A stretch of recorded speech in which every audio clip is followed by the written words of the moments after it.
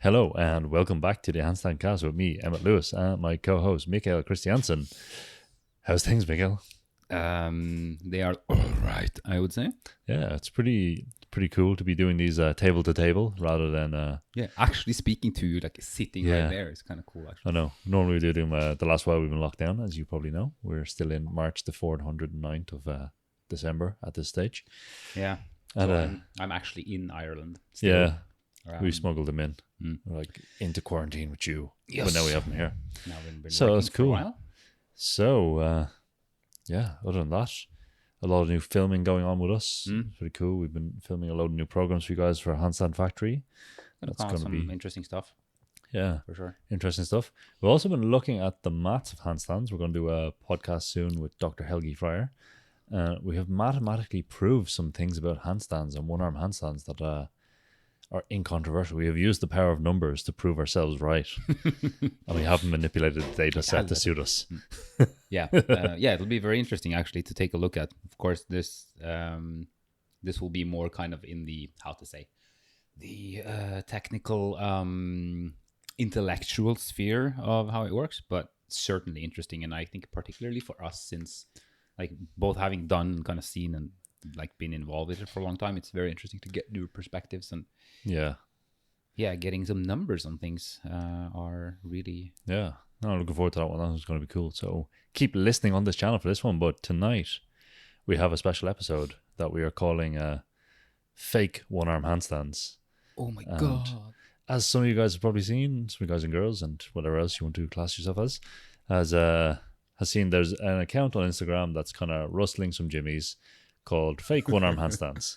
Or is it fake handstands? Drama in the community. And we thought we'd just weigh in on this kind of thing of posting pictures of people performing fake one-arms. And it's one of those things, like, let's face it, one of the co-hosts of the podcast might be responsible for posting pictures from time to time on his Instagram. But we have to come out and just say, like, first off, just whoever's messaging us, it's not us running the account. We don't know who it is. So stop asking. And if it's not gone, I wonder if this account will last like longer than 2 or 3 weeks anyway. What do you think? I guess we'll see. Hard to know. Depends who runs it, I guess. Yeah. But depends if you're bored. I mean, I'm definitely guilty of having done that shit before. I think I was one of the OGs. Like, I have pictures like 2 years ago I remember I just found a couple of rather interesting ones. I think a couple of them is actually on that page too. And yeah, like, it used to frustrate me more than it does now. And I do find it kind of funny to look at and to analyze. I mean, some banter and trash talk can be fun, but yeah, I don't know. Like, I just kind of lost interest a bit for it. It's just people do things, and then in the end you stop caring. I don't know. Yeah, it's kind of one of these things. It's always an interesting topic, and just to kind of, it could turn a bit witch hunty. This is one of the things I would not like to see, when it's like, oh, put it this way. You're chilling in the park, you train handstands, and you just go, I want to take some pictures of myself pretending to do a one-arm handstand. There's no real problem with that, is there? It's just like, it's just a bit of fun. Yeah. It's like, here's my one-arm handstand. I think what gets shady, I think what kind of rustles more jimmies, particularly in the teachers, when you get people who are, I don't know, they're either teachers or they're selling a product or they're trying to sell some workshops or other stuff or whatever, selling something. And then they are doing handstands. And then they're also saying, well, actually, check this out. Check my one-arm handstand as well. I'm so advanced. It's so cool. Yeah, I think that's where, like, I got kind of annoyed with it, since it's the like, how to define it as, like, if it's done to try to increase your athletic ethos, if there is such a term. Now there is. I coined it. Like, just that idea of creating a representation of something that basically then has like some sort of symbolic value, and you are then selling that symbolic value to, I mean, for literally monetary gains. That stuff gets shady, and I mean, that's not like unique to handstands. I guess it's very much less common in handstands than in very many other businesses around the world. So Yeah, it's kind of one of those things though. It's interesting just with handstands because we don't really have handstand competitions. There's no handstand yeah, federation that thank God for other that. than the one that exists in your mind that tells you how you should do things and test these things. So it's not like, you see this a bit in powerlifting. You see it in YouTubers getting called out when someone figures out they're using fake Yeah, fake weights weight plates and stuff like and that stuff shit. like this. What was Or his name? Brad Castleberry. It was like loads of drama I saw on YouTube, just randomly scouring through some garbage on YouTube, and I found this like huge dudes on gear that like basically claims to just rep out like massive amounts of weights that like yeah. pro strongmen can like lift twice. And then there was I don't know, your man Athlean X recently as well. There's been people saying he's using fake weights or not. Who knows if he is or not, isn't, just whatever. But it's interesting, like, because you do see this happen, say, in powerlifting, where it's like someone is putting up a questionable squat or whatever. And then it's very simple to fix it. It's like go to competition and prove your numbers, or if it's you have a unique training method, he's like, my training method will like, you know, Teach you the hyper super whatever omega split. hip thrust will increase your deadlift by omega things. And the chief champion of hip thrusts, one of my pet peeves, as people know, is has a deadlift that is less than mine at a body weight that's higher. And you're just like, well, do they actually work or do they not? And these kind of things, it's just like, well, there's a proven format for proving these things. Whereas posting a picture, I'm not going to say a strict call out, but it is very, I don't know. It's one of those things like people who, to be able to fake a good one arm picture that looks pretty convincing, you have to be okay on two arms. Let's just say it out that. You can't fake a one arm if you can't two arm. No, it's at least it's going to take loads of attempts. Yeah. No, some people will try it. But it's that idea of the people who don't really understand hand balance training and how long it actually takes to develop the ability to consistently one arm. Yeah, They kind of just think, oh yeah, the one arm is just so close. yeah. I guess it comes down like in actually a significant degree to that. Like this, as we've talked about before, the kind of what I used to call it, the false sense of proximity to the goal. Yeah. Like the idea that like I've done these preps and like, oh yeah, I feel I all like the classical thing, I almost have it, or I think I'm strong enough, I just need to, or I just need a little bit more of this, more of that. And like you take a look at it, it's like, no, it's gonna take some substantial amount of time. Yeah. So yeah, there's definitely something in that. And I guess like it also comes back to the fact that like, I mean, it's an impressive looking feat, and being like it is a signifier of social value in a sense. Yeah. And then and I think this is basically like, if you dissect and analyze what kind of gets people a bit off about this, me included, is the idea that you're trying to portray this sign of symbolic value where there is none, and it's basically like you're creating the it's hyper reality in one sense, that like you're basically like creating a fixed point where it seems like you are a thing, and then I mean it's basically essentially a filter of your face, or a Photoshop of something in a sense. So yeah, it's kind of, you're creating a digital avatar that is just like superhuman compared to you. Yeah. And you're like, oh, well, check it out, I can do my one arms. And it's just like, let's face it, you just have to try. There's a strict trade for learning a one-arm handstand, where you have to trade hours of your life for the thing. It's very simple. It's a strict trade. It's not, to get to being able to do a straddle one arm or the base range of shapes, you don't need to be particularly athletic. Obviously, it helps. But if you train, you will get there. Yeah, you become athletic. You'll gather the strength and all the stuff along the way, and you'll deal with it. But then it's kind of getting the one arm is like, it's a process. This is the thing. It's a continual process. You'll never find anyone who can do a one arm who's actually happy with it, or to a high degree. Yeah, it's kind of classic. It's kind of the classic, like, oh, I can do 5 seconds. Well, 6 seconds is better. Oh, if 10 seconds, arbitrary goals. And then the emotional seppuku of people that stand on their hands. Oh, the 30 seconds was so close. Better stab myself in the gut with a sword. Let's bleed to death. What was it I said to? What the fuck was that? There was some garbage I said a long time ago about. Yeah, it was actually to one of my online students as a joke. It was basically that, like, she said, "Oh yeah, this wasn't so good." Like, it was pretty good. And I was like, "Oh yeah, it wasn't so good. You probably deserve to just like lie on the floor for eternity with like pictures on the wall pasted of all your past failures, basically. But it made me think of one thing. If you kind of extrapolate the idea of the not only the like faking of the one arm. I mean, it is part of the entire kind of social media game of, and where a lot of kind of the handstand, for lack of a better word, handstand community has kind of outsprung is through the connections that people have made through the internet. People they connect with there and exchange thoughts and ideas and all of that, which is great.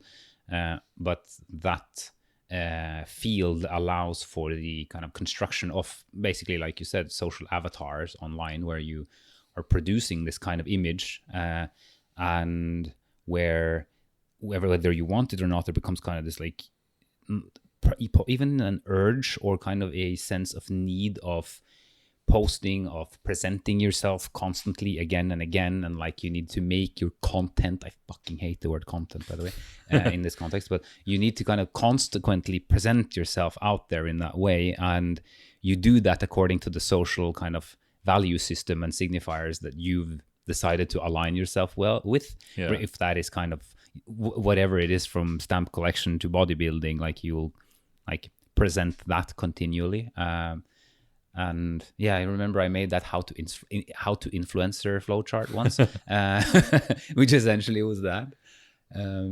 Which, yeah, it's fascinating because it's in part very similar to making a fake picture or something. Because like, if I put out like an awesome video, I did some really cool shit, check out this cool shit I did, and the likelihood is that I'm going to post something that is slightly cooler than the shit that I usually do.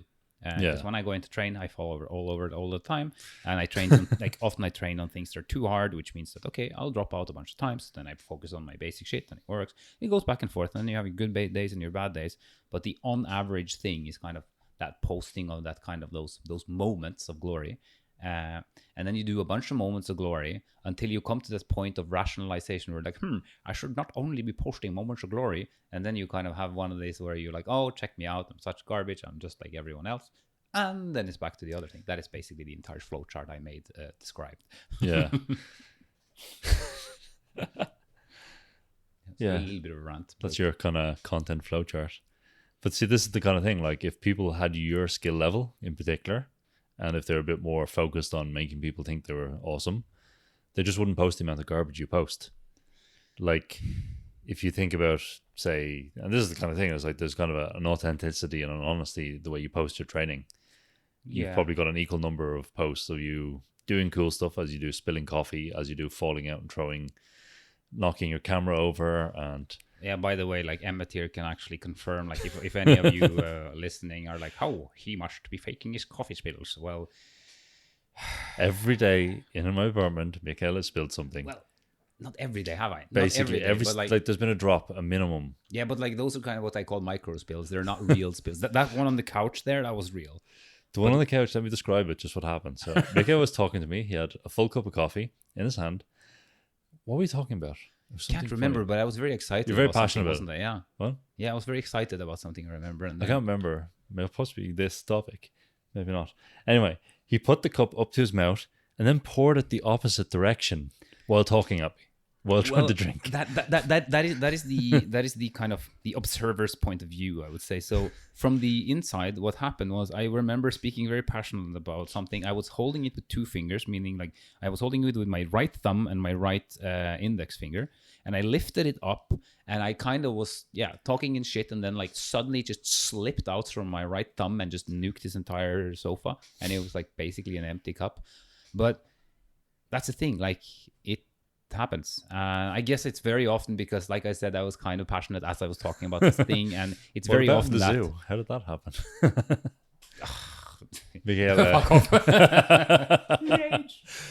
That was a good one. I put the coffee cup on top of a thing because I was going to. No. Let's say what the thing is. So you know those retractable barriers where you see them at airports where they pull out the kind of fabric tape and attaches onto another one.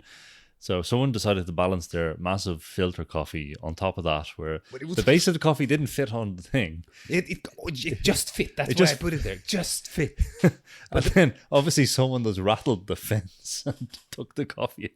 Yeah, but there was this fucking kid in front. He was like messing with that thing. But like I like my rationale with this, like, okay, I'm just gonna put my coffee there for 2 seconds. I'm gonna take off my shirt because it's kind of warm. I put the thing there. I grab my shirt, pull it over my head, and as like the shirt kind of disappears from my view, and I see the floor, the coffee's all over, and Sev is standing next to me laughing, and I'm like, suffer. Yeah. Well, should we tell them all the other spills? Or we change topic? You haven't spilled a mana potion yet. No, I haven't. Yeah. I'm happy. Don't do that. Yeah. No, I'd be super sad. Emmett's mana potions are, by the way, the best. So here you have, like, should we disclose the ultimate mana potion? Yeah, I think people just call them a smoothie. But... Yeah. Nonsense. Smoothies are like so 2018. Like, get the future. Smoothie. Save yourself wear and tear on your teeth by pre-chewing your food. Yeah. So basically, just throw a bunch of frozen berries in the thing, tons of protein powder, and then what is it? Some nut butter, peanut butter, or cashew butter, or something. Yeah. Just spins it around in the box, in the machine. Boom. Drink it. NutriBullet. Shout out to NutriBullet. We're not sponsored by them, but if you guys want to sponsor me, I could do with a new one. And it's the best bit of kitchen equipment you will ever get. Yeah, it's pretty fucking. They're only 50 quid as well. Amazing. Yeah, but I guess kind of flying the aircraft back to the topic, sort of. Yeah, I'm just thinking of, because I remember way back as well. I've seen like circus artists too. Like, remember, like, people like reversing their presses to handstand. Like, you do a negative and then you just reverse it. Yeah, I've seen this among like very high level professionals as well, which is kind of concerning sometimes. Where like basically shit where like no one can see it, but I'm just like, oh well, that was reversed. Yeah. And like, do you remember also like, yeah, there was this video, I think you sent it to me years ago, this dude doing a one arm in a gym, a video, and he was like, yeah, finally nailed my this and that many seconds. And like, there's a guy doing leg lifts in the background. Yeah. And as the dude lifts the hand off the floor and does his glorious one arm, suddenly the leg lifts become very slow. They were like, no, someone doing kipping leg lifts, kipping toes to bar. It was in a CrossFit gym as well. Yeah, and it was just like, someone's like, oh, finally broke the 10-second barrier on a one arm, or 12 seconds or something like that.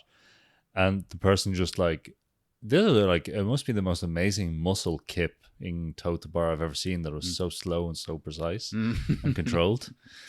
And it was amazing because they were just repping them out at high speed, and the person in the background just decided to choose to slow down just at that moment the guy took his hand off. Yeah.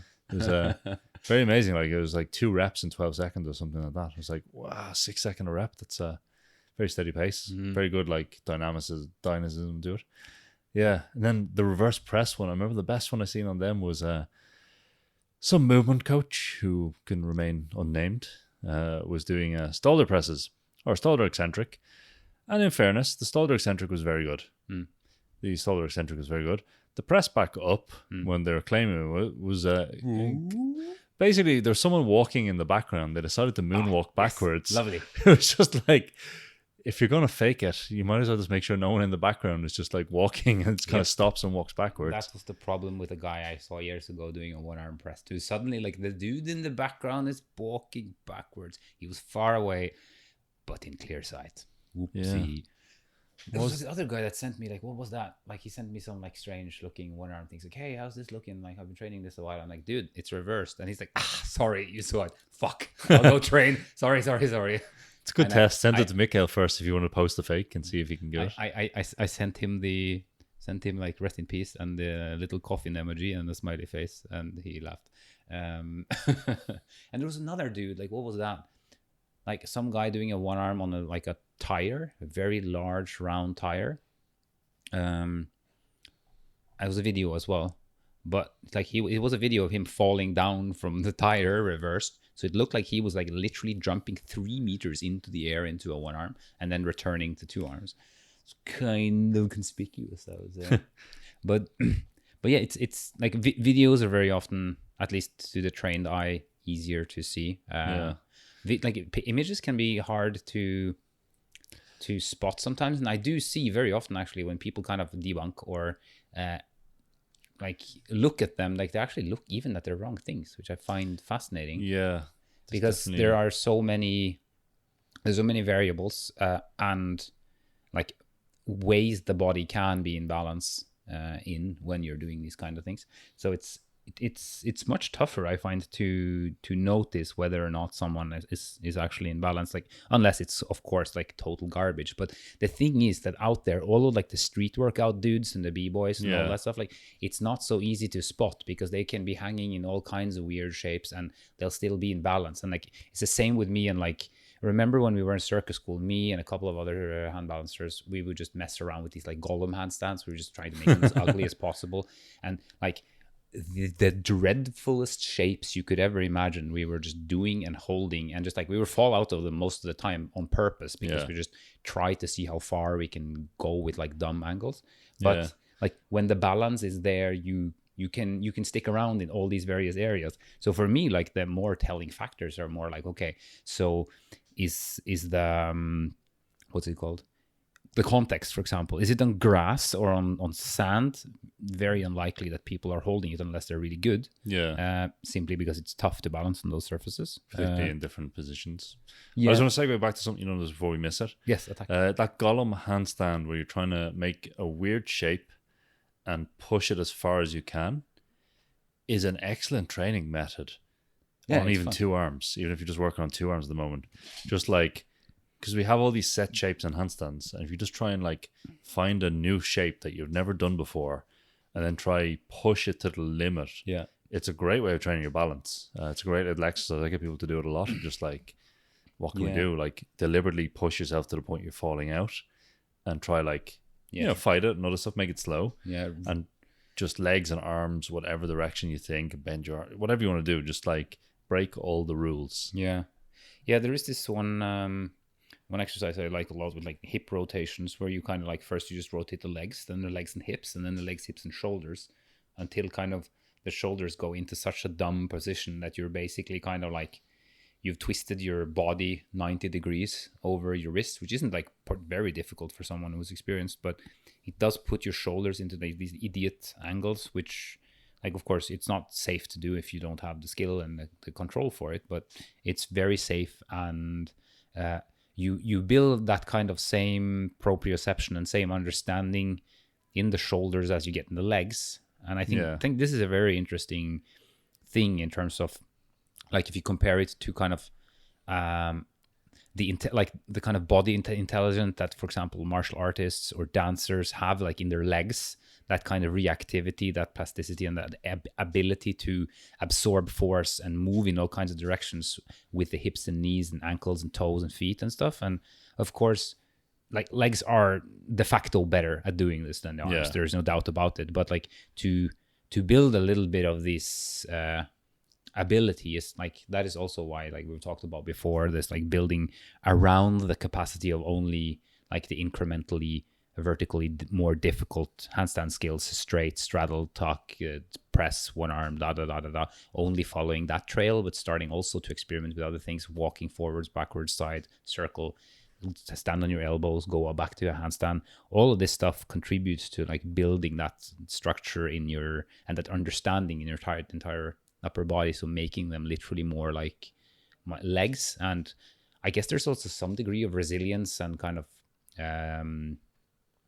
like you build the experience to be in these various positions, which might make it safer, since you might someday end up there. And it's not necessary to do these things, but I definitely think there's something to be said for just like being able to build all these broken and messed up shapes that aren't even shapes. They're just like, you are a kind of a bramble thicket of a person. I think it's it's definitely just worth doing. It's definitely an interesting thing, and a lot comes out of it. Kind of where we were on the faux one arms, I just wanted to get that in before, because it was a good point to make. Faux one arm, I think, let me segue. So I think we actually have to have a bit of a topic discussion about physics and terminology we're using here, because a lot of people, when they're calling out a fake one arm and other stuff, are using the center mass is not over the base of support. This is a very simplification of a dynamic balance. This is like related to statics, and the handstand isn't static. The other thing we have to understand is the center mass coincides a lot with the center of gravity, but it's not the same. And this is what catches people out. And this is why we have these lateral rebalancing actions in a handstand. Because if I make a lateral shape, a curved shape, I actually will shift the center of gravity into the convex side of the curve. So it'll move in these directions. So we're actually able to move the center of gravity itself. You can also move it up and down via moving the legs up and down. So what you can see is, to have balance, the center of gravity itself and the line it connects it to the center of the earth, or the summation of the forces that acted on it from the center of the earth, or from the, so basically to the center of the earth, just to be precise. The line of gravity has to be inside the area of the hand, whatever the hand is making or the base of support is making. It's not that the center of mass has to be over it. The center of mass, if we think about a flag handstand, the center of mass of the human body is still at the belly button. It is 1.5 feet, 30, 40 centimeters away from the hand at that stage. Yet the center of gravity is, because of the curved shape, has actually come onto the inside of the convex side of the curve and maintained. And now that line of gravity projecting from the center of gravity to the center of the earth is within inside the area of the base of support. And this is one of those things that, like, if you snapshot a handstand at sort of the classic one, when someone is falling to the outside and needs to correct to the inside, what will happen is the diagonal hip angle will come back to flat, and the leg will push towards the inside to get this. What this will look like is, if you project a straight line up, it'll look like the belly button is slightly to the outside edge. But people can save this, because then the center of gravity is over the base of support still, and the line of gravity is still within that fixed surface area. And then they're able to actually restack the body on top of that. Yeah, you can respond to those balances easily. And it's quite like, it's possible for some people to even balance. And some coaches teach that way to keep the hips level. Flatter and more inside, and you get a kind of reverse flag effect. I'm not a fan of it at all. I don't think it's that successful for everyone, but it's possible.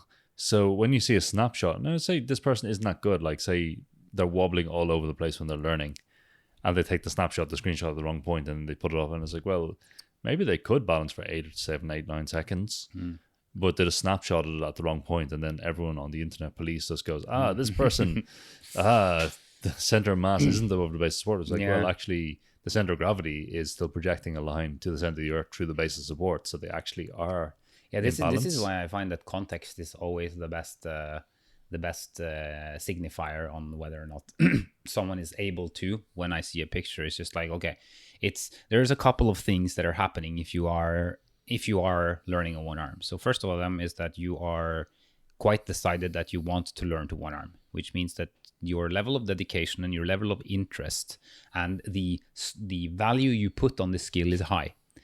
So as you learn, you may or may not document a lot of your learning, but at the point where you're able to, since it's like being able to stand on one arm is a display of skill. That is what it is. It is a display of your ability to control your body in that context. So unless you want to show that to someone, you will have very little reason to learn it. Basically, it's just like the person alone on an island argument, that like there will be a lower reason for you to bother if you're never going to show it. I don't know. I'm gonna call you on that one and say there's a lot of bedroom handstanders who. Of course, there's loads of bedroom handstanders, but like I think that even within the most bedroom of them, there is an aspiration to present something of skill. At some point in time, and I like there's some that like display a lot less, some display a lot more, and all of this is fine. But I think the on average result is that people that have spent enough time to learn a one arm handstand has been like focused enough on this achievement for such a long time that when they manage, they make sure to video it, because it's kind of like, oh, like I have the proof, or like I can do it, and it is a symbol for them, and that is good and that is fine. But that is basically it. So that like if a person can do a skill such as these types of balances, I would assume on most occasions that there exists a video of this current skill, and this is where like the Savicka position is the most kind of the biggest culprit to me. I see tons of people like using the legs together arm up position as like it looks cool in kind of a snapshot, and it's kind of like quote unquote easy to fake in that sense. But the point is that like with the staggering difficulty it has compared to all of these other things, it's just like you see someone doing that and you can barely find a video of them doing straddle one arm. It's likely that the person hasn't gone through the process of doing that and is more just making a picture. And as we said, like it can be fine to make a picture, and yeah, to me it's more about the contextualization of such. Selling a product through that ethos can be questionable, I guess, but yeah, each to their own on that. Like it's like I'm not people's parent. You will have to pay the boatman at some point, and hopefully you sold enough online courses. Sometimes good at trash talk. Yeah, I think trash talk is. I think it's context specific. Basically, it comes down to this idea of like I have no problem calling people out if they are basically doing these things and presenting a false sense. Yeah, but like on the other side, it's also that kind of the kind of. I mean, now I'm actually not thinking about this phenomenon of talking about handstands. Now I'm thinking more about like just making a association towards kind of YouTube culture, where there's tons of these like and tons and tons and tons of call out videos where this guy calls out that guy. Like if you like fake natties. Yeah, exactly. All this shit. Like I've come across like dozens of videos of that, or like implants this or implants that, or steroid use, or blah blah blah blah. There's rabbit holes all over with all that stuff. But in those contexts, of course, these YouTubers, they have a lot of gain from this shit talk. Like they will get like 200k views because they talked garbage about this guy that other people don't like, and so on and so on. And this is not, of course, the same, but like there's just something about like creating kind of a slander culture as well, which is not what I want, at least. Yeah. And like is part of like I as I said, I still can find it fun, and like it's not like I do condemn the kind of people fucking around with this, but I guess it's up to kind of degrees of severity, I assume. Yeah, I think there's one thing I'd like to touch on actually is people's reaction to these fake videos, because there's a few comment threads went on this that I thought it's kind of like I think we were followed, some of the first accounts to be followed by this account. Yeah, probably. And we got the brunt of it, but we both seen the account. We're like, okay, we know exactly what's going to happen here. It's going to be basically split into two factions. It's just going to be like, it's basically just like that argument on the internet. People will argue about anything. Here's a picture of a stick to prove it. Yeah. And it's basically that. It's like, here's a stick in human form, and people are going to argue about it. And it's interesting because it was going to go two ways. There's going to be people who do hand balance, who are really smug that these people are being called out because they know how hard the skill is. And they're like, yeah, we're going to make it into a bitch of witch hunt, and like blah, blah, blah, is going to be shit in their pants and all this. And then there's the other types of people, which I thought was kind of interesting, where they're like, oh no, you're bringing negativity into our community and all this. Yeah, exactly. And then it's like, they're basically projecting a kind of like the person who made this account must be really traumatized and a hurt individual because they're posting such negative things. It's like, well, all they were doing is reposting a picture that someone else posted, And they're also like, this is the thing, what I liked about the account at the start is they weren't giving commentary. They were just literally a catalog of fake images and fake handstands. But now they started giving commentary and critique, and it's kind of, not say too much, but it's just maybe they shouldn't, basically, or more just like that. It's up to them. Right? Yeah, it's up to them, I suppose, but it's more just, it's just one of those ones. It's like, it's kind of, it's better just to leave it as a catalog. Like it's the other one, like people saying, oh, you should tag the people so they can respond. It's just like, well, then you just get into a shit slinging match. Whereas if you just post a fake one arm with no commentary, going like, here's a fake handstand. And then if the person can handstand, there's no real problem, because they'll just go, well, here's a video of me handstanding, or there's hundreds of videos of me handstanding already, or you just took a bad screenshot, or it just gets left unsaid and the person doesn't have to respond to it. Yeah, I think the thing that gets me there in terms of my dwindling interest, I guess, is the it just becomes it becomes like crusades, which I just don't see the interest in that sense, because again I do think there's some degree of difference between random shit posting and when you create kind of a tidal wave of trash talk that, like, I mean, and this is, and it's on both sides. It's like, oh no, like, because it's it's a questionable thing. Like, is it a bad thing to say that, hey, this is Photoshop, for example? Maybe that's not a bad thing, because it'll create a sense and a notion of what is real and what is not. I really love this the concept from Baudrillard, the hyperreality. So like basically, I'm not an expert on him, but he is was a French philosopher that had a concept of hyperreality, where you present things as more than reality, and being basically Photoshop and all of these things are the perfect examples, or anabolic steroids, where you become more muscular than it's possible, and then that becomes kind of a standard of something, and that creates the simulacrum and so on and so on. But just this idea that you have this ability and the opportunity to present yourself as something that you might not be, and that like then you kind of get that attacked from one side, which is a thing that happens in space and time, and might be good in some senses, but as with all things, it can all go into a total kind of garbage fest, which also just like, is it productive? Like who is it productive for? And I'm not saying that no one should stop doing these things or continue doing things. This is just up to what people want to do. That is not my judgment, but you have been judged. It's as with all things, there's two sides to those kind of cases, and like what's going on here is it's kind of an interesting one you just raised there with the hyper reality and the Photoshop. Is a lot of the European countries are now looking at legislation that when an image has been photoshopped, it will have to contain a warning. Just Photoshop's filters or digitally altered, I think is the title of the bill or something like that. And that just like cigarettes, it will, because if we think about one of the things with these digital images and, you know, presentation of hyper reality and fake reality, and this is how things look, this is what leads people to all these kind of like emphasizing certain traits as personalities, be it like I have big muscles, or my biceps are bigger and bigger, or I need lip fillers, I need different fillers, where small bit, but then it goes, the baseline gets shifted, and then what gets shifted bigger and bigger, it's like, oh well, this becomes bigger and bigger, and that becomes the hyper focused bit. I suppose a bit like that's like, I mean, there's a massive rabbit hole there if you go down kind of the entire route of what's it called? Was it Deleuze that said that the humans always has been a cyborg because it has always altered its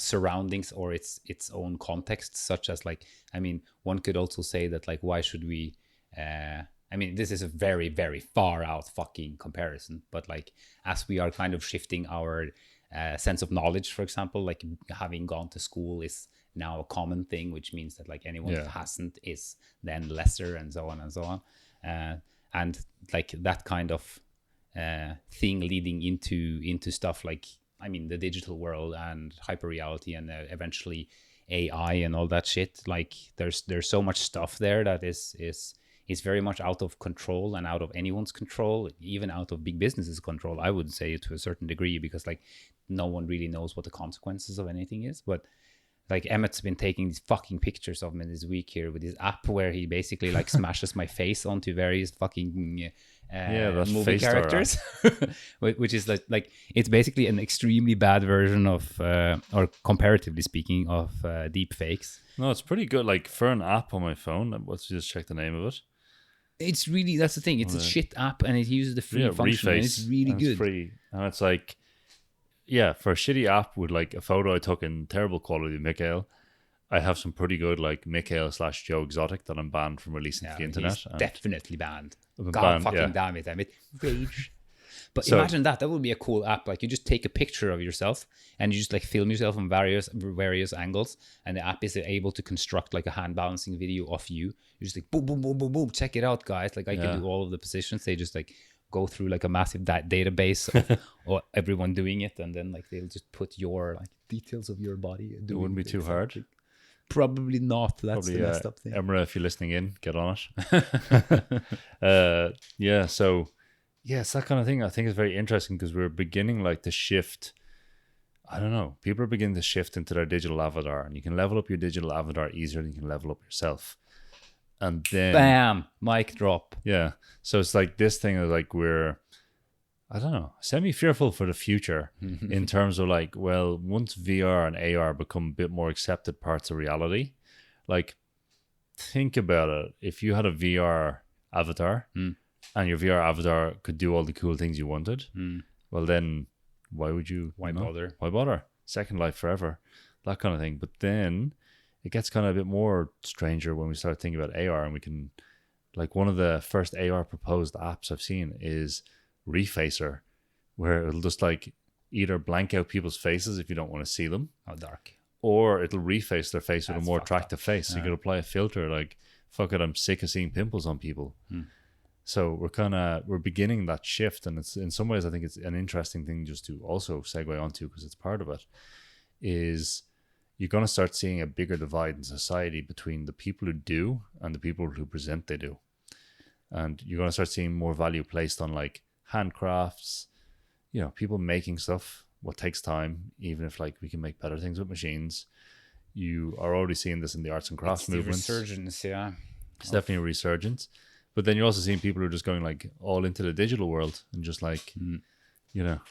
Yeah, I mean, I think there's like a strong connection to like authenticity in that sense of like doing things. And maybe it's also one of the reasons why handstands are kind of a thing that like it's very tangible. It's very, very direct in terms of like your achievements. That like it's very clear. Okay, I've learned this skill, and it is very, of course, it's impressive in its own thing and so on. But like it's a very distinct thing from not being able to do to being able to do. Whereas like a lot of things are very processual, such as you can be extremely good at your job, but like you're doing the same, like the task is just being done, and like there isn't like this kind of sense of perhaps at least this sense of achievement from the things being done. But yeah, I guess this is quite kind of now we're really going into like this. You're basically listening to like the Irish Joe Rogan and Alex Jones here. Have you done that? Bro Jogan and Balix Bones. Yeah, I'm Alex Bones. So now I'm just gonna sit here and talk about aliens. You know, he came down in the spaceship. Have you ever smoked DMT? Broken. But yeah, thinking if there's like anything else that I've been like. Yeah, about all these like various handstandy things. I find it like more interesting to analyze when people can stand, in a sense, because like you like that. Those are the variations that I find super fascinating when I see people doing more or less the same stuff. Like I was training today, and I was explaining to Yerai, a friend of ours that I was training handstands with. I was explaining to him how you end up with like, technically speaking, you can have like most of the various teachers around the world, like they might be using very different approaches, ways of explanations, techniques, whatever it is. And in the end, you end up with people that like with people are performing a one arm in a straddle or one arm legs together, the look will be very similar. It'll be within a certain range of variation. Like the variation is there, but it is rather narrow compared to what one might think when one thinks of like quote unquote the different techniques. Whereas kind of like I call it more kind of approaches, and the technique is very similar. It's just like the approach and the methodology on reaching it. Whereas like you see, like for example, I've made several of these collage pictures of like many hand balancers and everyone doing a one arms, and I've distinctly picked them from various schools and various kind of places in the world, like both guys and girls and so on. And you just see that like it turns out being rather similar when they're arriving at kind of like the one arm straddle. And part of that is of course the Federation telling you that this is a pretty way to do things. But there is also like there is kind of an obvious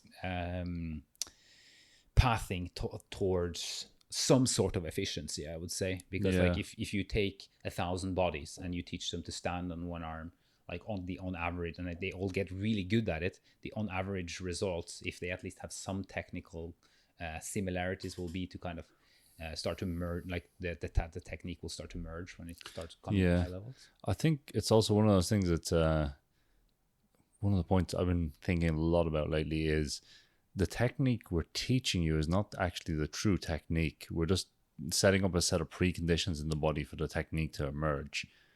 And this is why the straddle one-arm handstand, which we've actually managed to mathematically prove, is actually the easiest for this set of conditions, set of these things to happen and let the one-arm, the actual true technique emerge from.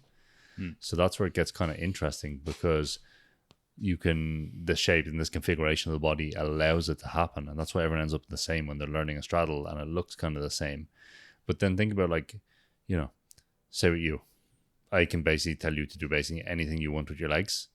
Yeah. Within reason. Yeah. Basically whatever. Do lotus position, bend your leg one way, one leg flexed, one leg straight, one leg points to the ceiling, one leg is constantly shaking, the other one is not, whatever. All these kind of things. Yeah, not a big deal. Yeah, you can do, basically whatever I could pull out of my hat, I could probably make a good attempt at it or do it straight first time. But that's because you have the one arm, the technique of the one arm is now in the body. Yeah. It's not the true technique is established, and it doesn't rely on an artificial container for the technique for it to emerge. It's just there. So then you have developed freedom, using quotes, on one arm. Yeah, it's kind of the, how to say, it's the constant adaptability is there. Yeah. Like it is so fast that like it can deal with a very large range of problems that aren't problems because they're solved within a millisecond. Whereas of course no problem, like no one can fix all the problems, because if an asteroid crashes into you, then you are going to fall. But you might, I wouldn't. There is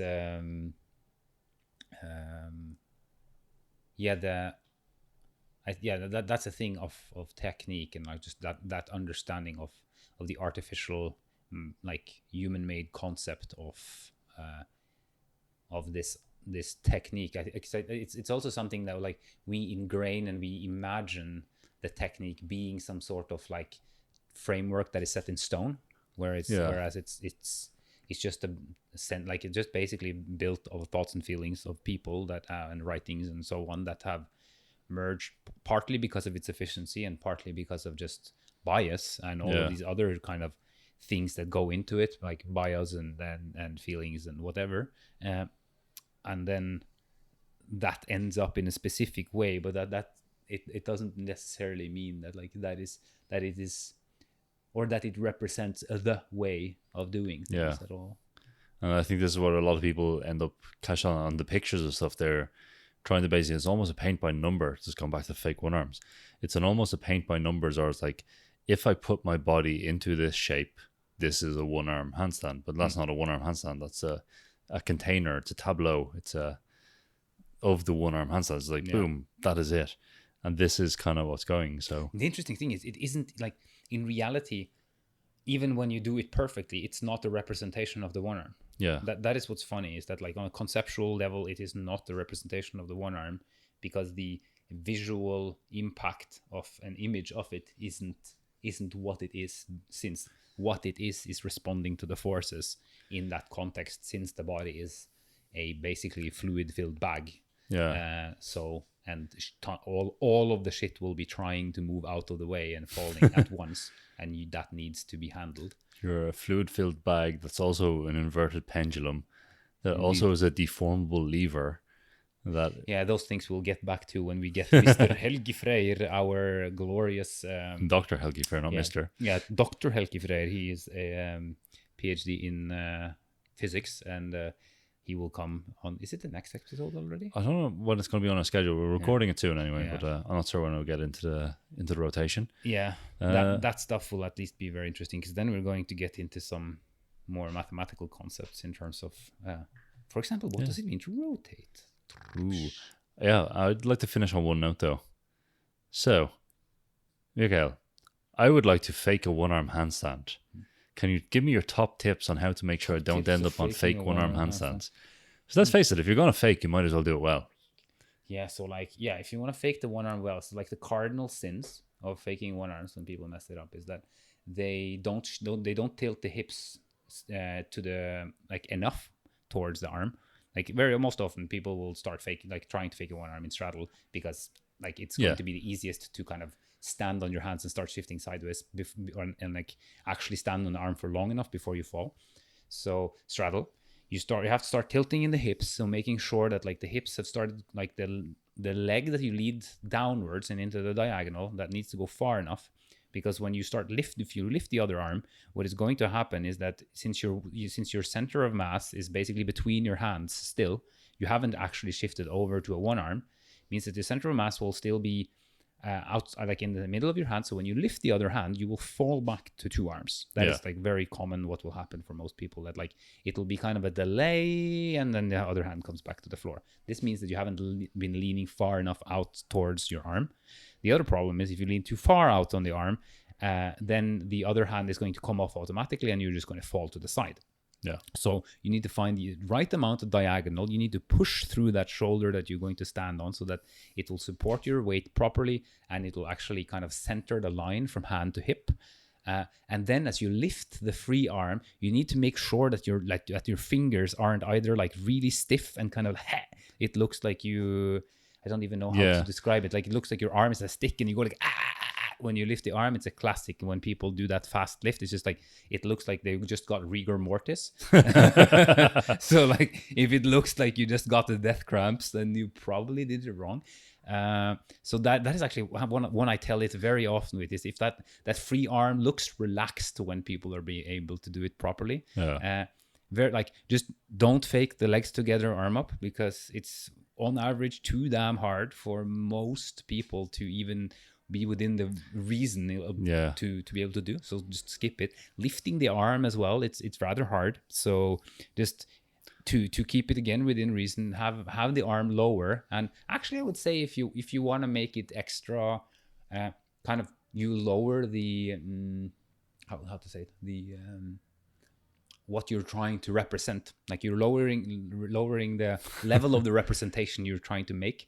You don't even lift your arm to 90 degrees. You just keep it like closer to the floor, because that's usually where people might learn it in the beginning. Yeah. And like the last tip is just like learn a fucking one arm handstand by just spending a lot of time on it. And then you can just like go over there and let yourself fall out and then take a picture, because that's also a way to do it. Yeah. So my top tips for faking a one arm handstand. One, if you're taking a screenshot, make sure the frame you screenshot does not have motion blur on your feet or your legs. You know, if you're in a one arm and it's semi-balanced, you'll be moving slow enough that you won't get motion blur. Or if you are getting motion blur, record it at 120 frames a second. Then you won't get motion blur. So you can just slow motion it. Also another really big one, if you put an inspirational quote that you just like took from like quote.com or something underneath it, is also like it just increases the on average. Is the key to authenticity. Ooh. Boom. Or like something like, people who quote themselves are total assholes. Mikael Christiansen. My goal in life is to become a professional quote maker. So more top tips for faking the one-arm handstand. What you really want to look for is you project a straight line from your shoulder to your wrist. Now, but if you have hyperextension, the elbow won't be on this line, it'll be outside it, whatever. Now, if that line is not vertical to the ground because you're kind of falling out sideways, what you can do is if you go into your app on your phone and open a thing, there should be a thing where you can rotate the picture slightly. And that will you can rotate it slightly till that's vertical. So then you might appear a bit more on balance. The other thing you want to do, like as a rough rule of thumb, is roughly half the body has to be on either side of the vertical line projecting through the arm. So you project a vertical line, there's too much mass, or looks like roughly, you have to eyeball this. It's not a precise science. And, arching and other stuff will go that. Then, but it gives you a rough rule of thumb. It's like, if, it looks like I project a line and it's going straight up the side of my body and through the leg, and then the whole rest of 3/4 of my torso is outside the line on the hand coming off the side, then it's probably not balanced. It's quite easy to spot. But it's kind of got to look like you're not in space when you're faking a one-arm handstand. You got to look like you're still in gravity. And, the other tip I'd say is look at the floor. or look at your hand. Don't look around. Don't try and look at your toes. That's a dead giveaway. Yep. Pretty much always. Yeah. So there's our top tips for faking a one-arm handstand. If you would like, and for a bit of fun, yeah, if you would like to develop one-arm handstand, we can always do some training with us or buy one of our courses. If you would like to send us your fake one-arms and we'll give you some critique, you can send them to Mikael. He would love a couple of hundred messages of this to ask for critique on his fake one-arms. I usually get a few, like, haha, check this one out. I usually see them. But yeah, please. Yeah. I suppose we're going to wrap it up there. Thank you all for listening. We've got a Q&A coming up as well. So if you have any questions that you would like answered, particularly about how to fake a one-arm handstand, send them to us at Handstand Factory on Instagram, or you can use the contact form on the website. Other than that, any closing remarks? If I use the terms of hyperreality wrong, please explain it to me. Turns out hyperreality is just painting really, really intricate pictures. Oh, fuck. You just got it wrong. Rip. Yeah. Other than Right. that, Thank you. yeah. Good night or good morning whenever you Cheers. listen to us. Cheers.